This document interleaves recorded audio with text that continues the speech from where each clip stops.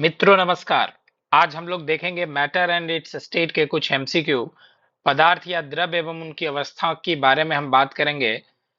कुछ महत्वपूर्ण प्रश्न लिए गए हैं इसमें। पढ़ते हैं पहले प्रश्न की ओर। पहला प्रश्न है, उधर्वा उधर्वपातन में सर्वप्रथम क्रिया होती है, यानी सब्लिमेशन में सबसे पहले क्या होता है। तो आपको याद होगा कि सब्लिमेशन मतलब क्या होता है कि पदार्थ इसमें क्या होता है, डायरेक्ट ठोस से गैस की अवस्था में परिवर्तित हो जाता है। इसमें द्रव्य जो होता है वो डायरेक्ट ठोस से गैस की अवस्था में बदल जाता है। जैसे कपूर, कपूर को आप देखेंगे, कपूर या नौसादर भी बोलते हैं। इसको गर्म करने से तुरंत ये ठोस से किसमें हो जाता है, गैसियस स्टेट में चेंज कर जाता है। उसी की तरह सॉलिड कार्बन डाइऑक्साइड यानी सूखा बर्फ भी जिसको बोलते हैं, ड्राई आइस बोलते हैं, वो भी डायरेक्ट क्या हो जाता है, ठोस से गैस की अवस्था में परिवर्तित हो जाता है। तो ये सारा का सारा सब्लिमेशन करता है। तो ऑप्शन से आपको चुनना है। यहाँ कहता है गर्मी पाकर अणुओं की गतिज ऊर्जा अत्यधिक वृद्धि होती है, तो बिल्कुल पहला ऑप्शन बिल्कुल सही है। अणुओं के बीच आकर्षण बल, कोई अब मतलब नहीं बनता इसका। ठोस का द्रव में अल्पकाल में परिवर्तन, नहीं, ठोस का द्रव नहीं बल्कि गैस में परिवर्तन होता है। अणुओं का स्वतंत्र हो जाना, अणु स्वतंत्र होता है लेकिन इसमें सर्वप्रथम बात की गई है, इसलिए प्रश्न का सही उत्तर है आपका विकल्प ए। बढ़ते हैं अगले प्रश्न की ओर। अगला प्रश्न, प्रश्न संख्या 2। प्रकृति में जल किस अवस्था में पाई जाती है। तो आपने देखा होगा कि हिमालय पर बर्फ आच्छादित है, यानी पानी ठोस के अवस्था में भी पाया जाता है। और आपके आसपास नदी है, तालाब है, समुद्र है, यानी यहाँ पे आपको द्रव की अवस्था में भी जल दिखाई देगा। साथ ही साथ आपको वातावरण में नमी देखने को मिलता है, यानी वातावरण में गैसियस अवस्था में भी होता है।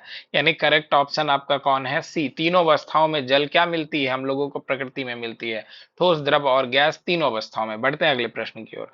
अगला प्रश्न है, कौन सी वस्तु द्रव्य नहीं है। द्रव्य कहने का मतलब मैटर, द्रव्य कहने का मतलब मैटर, कौन सा मैटर नहीं है। नीचे आपको ऑप्शन दिया गया है। कोयला तो स्थान लेता है यानी मैटर है, प्रश्न का विकल्प नहीं हो सकता। प्रकाश बिल्कुल सही है, प्रकाश का सही उत्तर है प्रकाश आपका इसका, क्योंकि ये कोई मैटर नहीं है, ना तो कोई इसमें द्रव्यमान होता है, ना ही यह स्थान घेरता है। लकड़ी नहीं हो सकता, फिर आपका कॉपर नहीं हो सकता। बढ़ते अगले प्रश्न की ओर। अगला प्रश्न है प्रश्न संख्या 4। निम्नलिखित में से कौन से रासायनिक परिवर्तन नहीं है। रासायनिक परिवर्तन के बारे में पूछा जा रहा है। तो कोयले का जलना रासायनिक परिवर्तन है, ध्यान देंगे, परिवर्तन नहीं है पूछा गया। जल का बनना ये भी एक रासायनिक परिवर्तन है। वाष्प का बनना ये रासायनिक परिवर्तन नहीं है, यानी विकल्प सी सही है। ए गलत, बी गलत और डी गलत हुआ। बढ़ते अगले प्रश्न की ओर। अगला प्रश्न है हमारा, ठोस अवस्था में अणुओं की गतिज ऊर्जा यानी काइनेटिक एनर्जी। काइनेटिक एनर्जी आपको ज्ञात होगा कि सबसे कम जो होता है वो ठोस में होता है। तो सबसे कम यानी द्रव से भी कम। तो पहला ऑप्शन है गैस अणुओं से अधिक, तो अधिक होने की बात तो होती नहीं है। दूसरा ऑप्शन है द्रव के अणुओं से अधिक, तो अधिक होने की बात होती नहीं है। गैस के अणुओं के बराबर एकदम नहीं। द्रव के अणुओं से कम। सबसे लिस्ट काइनेटिक एनर्जी होता है मॉलिक्यूल का, किसमें, ठोस में, सॉलिड में। बढ़ते हैं अगले प्रश्न की ओर। अगला प्रश्न है प्रश्न संख्या 6। अंतराण्विक बल अधिक होता है, यानी इंटरमॉलिक्यूलर फोर्स सबसे अधिक किसमें होता है। तो आपको पता होगा ठोस में होता है। ठोस से कम अंतराण्विक बल किसमें होता है, द्रव्य में होता है, और सबसे कम गैस में होता है। यानी सबसे अधिक ठोस में, उससे कम द्रव में और सबसे कम गैस में। बढ़ते हैं अगले प्रश्न की ओर। जिस ताप पर द्रव का वाष्प दाब वायुमंडलीय दाब के बराबर होता है उस ताप को कहते हैं वाष्प दाब, यानी वेपर प्रेशर। वाष्प दाब, वेपर प्रेशर, वायुमंडलीय दाब, एटमॉस्फेरिक प्रेशर, तो उसको हम क्वाथनांक बोलते हैं, यानी बॉइलिंग पॉइंट बोलते हैं। जिस टेम्परेचर पर वेपर प्रेशर एटमॉस्फेरिक प्रेशर के इक्वल हो जाता है वो पॉइंट क्वाथनांक यानी बॉइलिंग पॉइंट कहलाता है, बॉइलिंग पॉइंट बीपी कहलाता है। बढ़ते अगले प्रश्न की ओर। अगला प्रश्न क्या है, भूपर्पट्टी में जो तत्व सबसे अधिक पाया जाता है वो है ऑक्सीजन। ऑक्सीजन लगभग 46.6% के आसपास पाया जाता है, इसलिए करेक्ट ऑप्शन कौन है आपका, ऑक्सीजन। बढ़ते हैं अगले प्रश्न की ओर। अगला प्रश्न है, किसी पदार्थ का ताप बढ़ाने पर उसके अणुओं की ऊर्जा क्या होगी, बढ़ेगी, वृद्धि होती है उसकी। जब तापमान आप बढ़ाते हैं तो मॉलिक्यूलर काइनेटिक एनर्जी क्या कर जाता है, बढ़ जाता है। तो 9 का ए होगा, यानी वृद्धि होती है। बढ़ते अगले प्रश्न की ओर। अगला प्रश्न है, जो पदार्थ नम वायु से नमी लेकर संतृप्त विलयन बनाते हैं, जो संतृप्त विलयन बना देते हैं, उसको हम लोग प्रस्वेद कहते हैं। प्रस्वेद, प्रस्वेद यानी करेक्ट ऑप्शन आपका है सी। बढ़ते हैं अगले प्रश्न की ओर। अगला प्रश्न क्या हमारा, प्रश्न संख्या 10 के बाद 11। नौसादर और नमक को पृथक किया जा सकता है। तो आपको पता होगा कि नौसादर सब्लिमेशन की प्रक्रिया करता है, सब्लिमेशन की प्रक्रिया करता है यानी उधर्वपातन करता है। तो इसलिए करेक्ट ऑप्शन है उधर्वपातन द्वारा। नमक में उधर्वपातन नहीं होगा, लेकिन नौसादर गर्म होते ही डायरेक्ट वेपर में चेंज कर जाएगा, गैसियस स्टेट में चेंज कर जाएगा, इसलिए करेक्ट ऑप्शन आपका सी होता है। बढ़ते हैं अगले प्रश्न की ओर। अगला प्रश्न है कि भूपर्पट्टी में सबसे अधिक मात्रा में पाई जाने वाली धातु।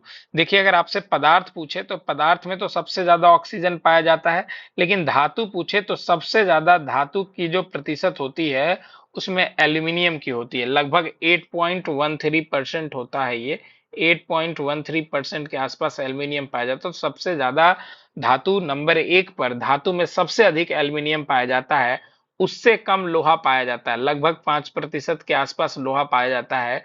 तो द्वितीय सबसे अधिक पाया जाने वाला, द्वितीय अगर पूछ दे तो आप लोहा लगाएंगे। वैसे प्रथम पूछा सबसे अधिक कौन पाया जाता है, तो एल्यूमिनियम। बढ़ते हैं अगले प्रश्न की ओर। अगला प्रश्न क्या हमारा, जिन वस्तुओं का आयतन निश्चित हो, आपको ध्यान रखना है आयतन निश्चित यानी वॉल्यूम कांस्टेंट हो, परंतु उनका आकार अनिश्चित हो, आकार अनिश्चित यानी आपका शेप क्या हो, इनडिफिनिट हो। तो आपको पता है कि द्रव वो पदार्थ है, द्रव वो पदार्थ है जिसकी आयतन तो होती है निश्चित, पर आकार निश्चित नहीं होता है, ये पात्र का आकार धारण कर लेता है। तो करेक्ट ऑप्शन आपका ए है। बढ़ते अगले प्रश्न की ओर। अगला प्रश्न आपसे प्रश्न संख्या 14 क्या कहता है, ओजोन, जिसको O3 बोलते हैं, ओजोन है ऑक्सीजन का, क्या है ये कि यौगिक है, नहीं है, अपरूप है। करेक्ट ऑप्शन बी है, मिश्रण नहीं है, इनमें से कोई नहीं है, यानी करेक्ट ऑप्शन आपका क्या होता है, बी। बढ़ते अगले प्रश्न की ओर। अगला प्रश्न है, अंतरानुक बल नगण्य होता है, यानी इंटरमॉलिक्यूलर फोर्स सबसे कम किस में होता है, तो गैस में होता है। नगण्य लगभग गैस में होता है, इसके मॉलिक्यूल फ्री टू मूव होते हैं, यानी गमन करने के लिए मुक्त होते हैं। तो करेक्ट ऑप्शन 15 का आपका क्या है, सी। बढ़ते हैं अगले प्रश्न की ओर। अगला प्रश्न हमारा, निम्न में पदार्थ में उधर्व पातज है कौन है। तो आपने अभी भी पीछे के प्रश्नों में भी किया कि नौसादर जो है उधर्व पातन करता है, यानी करेक्ट ऑप्शन आपका क्या है, बी। बढ़ते अगले प्रश्न की ओर। अगला प्रश्न हमारा क्या है, निम्नलिखित अभिक्रियाओं में रासायनिक अभिक्रिया है, बर्फ का पिघलना नहीं, बादलों का बनना नहीं, हाइड्रोजन का जलना। तो दहन एक रासायनिक अभिक्रिया है, तो करेक्ट ऑप्शन आपका कौन होता है, सी। बल्ब का जलना नहीं है। चलिए बढ़ते अगले प्रश्न की ओर। अगला प्रश्न है, द्रव के द्रव्यमान m यानी मास m है, वेग c वेलोसिटी v है, c है, और ऊर्जा E में संबंध है। तो आपने आइंस्टीन का एक फेमस इक्वेशन पढ़ा होगा, E बराबर mc²। E जो होता है वो एनर्जी है, m जो है मास है, और c जो है स्पीड ऑफ लाइट है। तो ऐसा ऑप्शन कौन है आपका, ऑप्शन सी, आइंस्टीन द्वारा दिया गया इक्वेशन है, एनर्जी मास इक्विवेलेंस। बढ़ते हैं अगले प्रश्न की ओर। अगला प्रश्न है 19, निम्नलिखित स्थान अधिक होता है, सॉरी अंतरानुक स्थान मतलब इंटरमॉलिक्यूलर स्पेस, सबसे ज्यादा इंटरमॉलिक्यूलर स्पेस किस में होता है, तो गैस में सबसे ज्यादा होता है। इसके गैस के जो मॉलिक्यूल होते हैं वो दूर दूर होते हैं, इसके मुकाबले द्रव के मॉलिक्यूल नजदीक होते हैं, जबकि ठोस के मॉलिक्यूल एकदम बिल्कुल नजदीक होते हैं। तो सबसे ज्यादा दूर दूर अंतरान्विक स्थान यानी इंटरमॉलिक्यूलर स्पेस किस में होता है, गैस में होता है। तो गैस इस प्रश्न का कौन सही उत्तर बी है। बढ़ते अगले प्रश्न की ओर। अगला प्रश्न है हमारा, फेरस सल्फेट यानी हरा कशिश कहते हैं, क्रिस्टल होता है। तो हरा कशिश जो है, क्रिस्टल जो है वो उत्फुल होता है, उत्फुल होता है, उत्फुल, उत्फुल। और ये बड़ा ही फेमस रिएक्शन है, इससे रिलेटेड आपके एनसीईआरटी में दिया हुआ, ध्यान रखेंगे। एक वियोजन अभिक्रिया होती है, वियोजन यानी डिकम्पोजिशन रिएक्शन होता है। वियोजन अभिक्रिया जो है, वियोजन अभिक्रिया, वियोजन अभिक्रिया वाला एक उदाहरण है, आप इसको याद रखेंगे, एनसीईआरटी की दी गई है ये आपको, डिकम्पोजिशन रिएक्शन।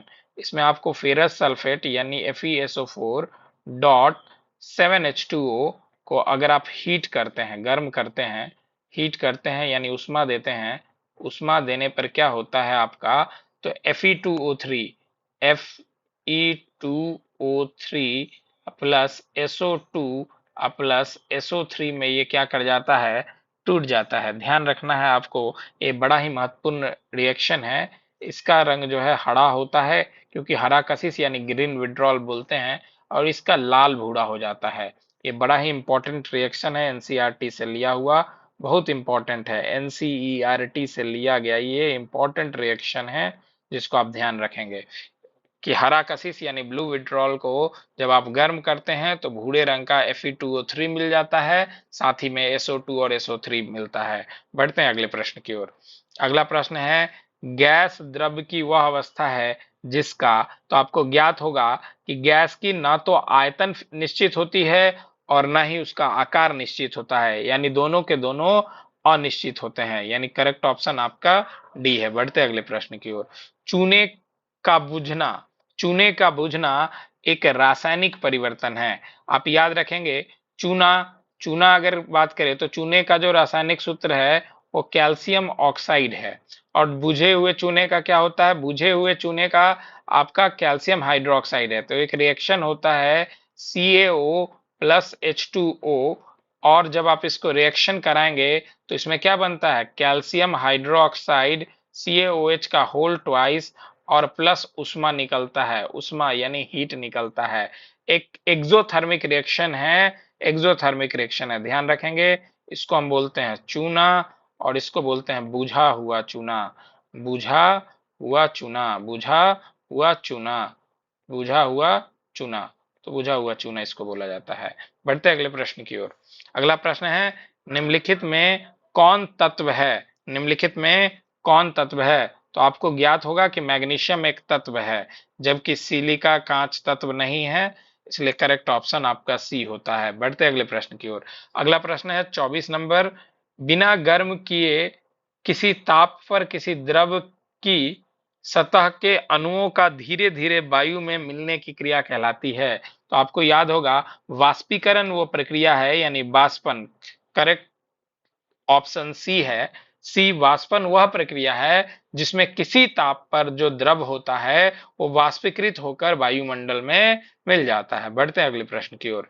अगला प्रश्न 25 कहता है, आज के दैनिक जीवन में दिन प्रतिदिन प्रयोग में आने वाली रसायन विज्ञान की अभूतपूर्व देन क्या है। तो हवा पानी, तो ये तो पहले से प्रकृति का प्रदत्त है, तो ये नहीं होगा। इथेन, गैसोलीन, ये भी नहीं होगा। प्लास्टिक एवं कांच, बिल्कुल सही है। आप देखेंगे, सुबह सोकर उठने से लेके रात तक आप प्लास्टिक और कांच का कहीं ना कहीं प्रयोग कर रहे होते हैं। ब्रश अगर आप धो रहे होते हैं, मुंह प्लास्टिक से बना होता है। आप कुर्सी पर बैठते हैं, प्लास्टिक का बना होता है, यानी दैनिक जीवन में हम लोग प्लास्टिक और कांच की वस्तुओं का बहुत अधिक प्रयोग करते हैं। तो करेक्ट ऑप्शन प्रश्न का सी है। बढ़ते हैं अगले प्रश्न की ओर। अगला प्रश्न है, निम्नलिखित में से कौन सी रासायनिक प्रतिक्रिया नहीं है, रासायनिक प्रतिक्रिया नहीं है पूछा जा रहा है, ध्यान देंगे ऐसे प्रश्न पे। रासायनिक प्रतिक्रिया नहीं है, तो पानी का वाष्प में बदलना एक भौतिक प्रतिक्रिया है, यानी सही ऑप्शन ए है। लोहे का जंग लगना नहीं हो सकता, खाने का पचना नहीं हो सकता, कोयले का जलना, ये तीनों के तीनों रासायनिक परिवर्तन है। ये रासायनिक परिवर्तन है, रासायनिक परिवर्तन है, रासायनिक परिवर्तन है ये, जबकि ऊपर वाला एक भौतिक परिवर्तन है। ये क्या है, भौतिक परिवर्तन है, भौतिक परिवर्तन है, ध्यान रखेंगे आप, है ना। बढ़ते अगले प्रश्न की ओर। अगला प्रश्न है आपका प्रश्न संख्या 27, जब बर्फ पिघलती है तो अणुओं की स्थितिज ऊर्जा, तो सोचिए कि जब बर्फ पिघलती है, तो बर्फ जब जमा हुआ था तो ठोस में था, पिघल गया तो द्रव में आ गया, यानी उसकी गतिज ऊर्जा क्या हुई होगी, बढ़ी होगी, तभी तो वो द्रव अवस्था में आ गया। यानी अणुओं की गतिज ऊर्जा बढ़ती है, लेकिन प्रश्न में आपसे पूछा स्थितिज ऊर्जा, तो स्थितिज ऊर्जा क्या करेगी, घटेगी। तो प्रश्न का सही उत्तर क्या होगी, घटती है। स्थितिज ऊर्जा घटती है, जबकि गतिज ऊर्जा क्या करती है, बढ़ती है। अगर गतिज ऊर्जा पूछ दिया जाता, गतिज ऊर्जा, तो गतिज ऊर्जा क्या करती है, बढ़ती है। याद रखेंगे, गतिज ऊर्जा इस स्थिति में बढ़ती है तो स्थितिज ऊर्जा घटती है, यानी करेक्ट ऑप्शन 27 का क्या हो जा रहा है, बी। बढ़ते हैं अगले प्रश्न की ओर। प्रश्न 28 क्या कह रहा है आपका, जब सोडा वाटर को की ठंडी बोतल को खोलकर उसे कमरे के तापमान पर गर्म होने दिया जाता है तो उसमें लगातार बुलबुले निकलने लगते हैं। आपको याद होगा, पता होगा कि सोडा वाटर में कार्बन डाइऑक्साइड को कंप्रेस करके डिसॉल्व कर दिया जाता है। तो जैसे ही आप सोडा वाटर को खोलते हैं तो प्रेशर घटता है, और चूंकि गर्म वातावरण है, रूम गर्म है, तो उससे क्या हो जाता है, बोतल के अंदर जब तापमान बढ़ता है, बोतल का जब तापमान बढ़ता है तो उससे कार्बन डाइऑक्साइड की घुलनशीलता घटती है। यानी करेक्ट ऑप्शन 28 का कौन है आपका, बी। तापमान बढ़ने पर पानी में CO2 की घुलनशीलता घटती है। बढ़ते अगले प्रश्न की ओर। अगला प्रश्न है 29। ब्राउनियन गति क्या है, ब्राउनियन मोशन। तो आपने पढ़ा होगा कि जो सॉल्यूशन होता है उसमें जिगजैग मोशन जो होता है उसको हम लोग ब्राउनियन मोशन बोलते हैं। तो इसका सही उत्तर है आपका परिक्षेपण माध्यम में अणुओं का टकराना। तो प्रश्न का सही उत्तर क्या होता है, सी। So thank you. आज हम लोगों ने 29 सवाल किया है। इसी तरह से बने रहें, आने वाले वीडियो में आपको और प्रश्न मिलेंगे बेहतरीन। Thank you.